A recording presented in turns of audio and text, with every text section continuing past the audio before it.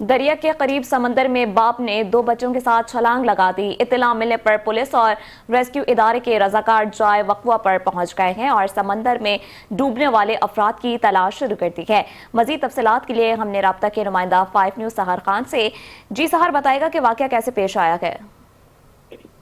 جی بالکل، کراچی کے علاقے دو دریا میں افسوسناک واقعہ پیش آیا ہے، جہاں ایک شخص نے نامعلوم وجوہات کی بنا پر اپنے 2 کمسن بچوں کو ساتھ لے کر سمندر میں چھلانگ لگا دیے۔ ابتدائی اطلاعات کے مطابق اس شخص نے پہلے دونوں بچوں کو سمندر میں دھکا دیا، پھر خود کود گیا۔ واقعے کی اطلاع ملتے ہی موقع پر موجود جو شہری تھے وہ ان میں خوف و ہراس پھیل گیا۔ لوگوں نے چیخ و پکار مچاتے ہوئے فوری طور پر پولیس کو اطلاع دی۔ پولیس اور ریسکیو ٹیمیں فوری طور پر جائے وقوع پر پہنچی۔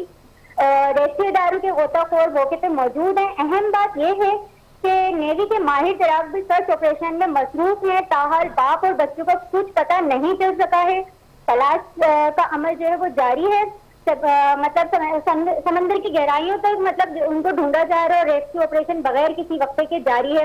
مزید بتاتی چلوں کہ پولیس حکام کے مطابق واقعے کی تفتیش جاری ہے۔ ابھی تک یہ معلوم نہیں ہو سکا ہے کہ باپ نے یہ انتہائی قدم کیوں اٹھایا۔